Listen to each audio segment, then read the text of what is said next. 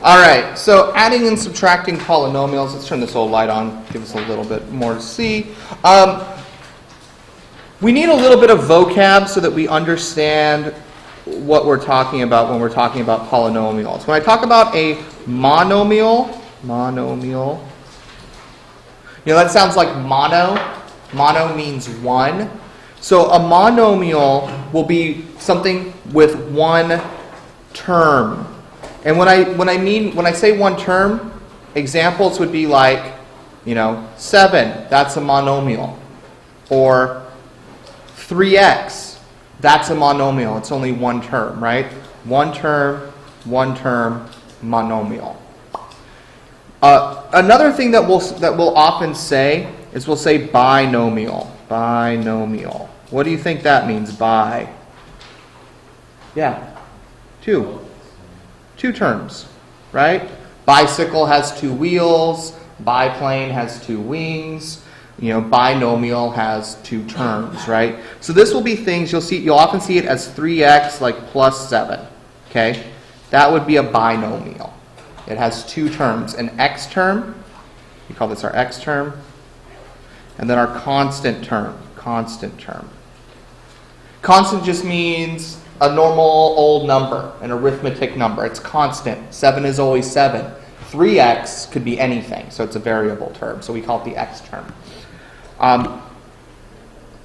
Polynomial means multiple terms. So this is where we start to see things in powers. We'll start to see things like 3x squared plus 2x minus 4. Okay? Here we have 3 terms, right? We still have the old constant term. It's the minus 4. You have the constant term. I'll move this up so you guys can see a little better. We have our x term. And then our x squared, we'll call this our squared term. Squared term. Sometimes we'll call it to our second power. Second power. Second meaning that's squared. And so whenever we are adding or subtracting different polynomials, we have to follow some certain rules of combining like terms. Combining like terms is the name of the game. Like terms. Okay? So I'm going to go back to the pre-assessment and pull one of those problems. One of the problems was this. Okay? This was number 7 on the pre-assessment. And that one said x cubed plus x plus 1. And that was all in parentheses. And that was being added to 3x cubed plus x squared plus 2x. And so what I want to do here is I want to find the like terms. I want to find terms that are the same thing. All right? And so first thing I'm going to look at is my first term here, is I have an x cubed right there. And so in my first polynomial, I have x cubed. I want to see if I have any other x cubes in my second polynomial. Do I? Do I have any other x cubes? Yeah, I have this 3x cubed here. So those are like terms. I can add those together. And in fact, that's what I'm going to do. So I know that if I have 1x cubed and I'm adding it to 3x cubes, I'm going to have 4x cubes. Right? I have 1 here and 3 here. That becomes 4. All right? I'm going to look at my next highest power. My next highest power is squared. I see 1 here. Are there any other x squareds? No. So it's just going to be x squared. So plus an x squared. Next, what do you think I'm going to look for? X, yeah. Here's an x. Here's an x. So how many x's do I have? 3 plus 3x. And finally, constant term, I have a 1, and that's it, so plus 1. So this would be my answer. Okay?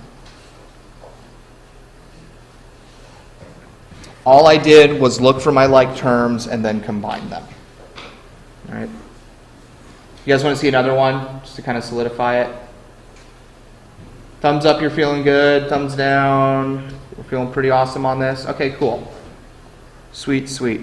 I do want to show you just the other one we did on the pre-assessment, just because it has one little thing on it that's important on number 8 here. So what number 8 did is this one was x cubed minus 3x squared. Then I added 3x minus 1. And all that was minus, so I was subtracting this time, x squared plus 2x plus 1. Okay, I'm going to go through the exact same motions. I'm going to look for my cube. My cube is here. I don't have another cube, so I just write it back down. I have 1x cubed. I'm then going to look for my x squared. I have 1 here, and I have 1 here. And now I'm subtracting it, though. So I have minus 3 minus 1.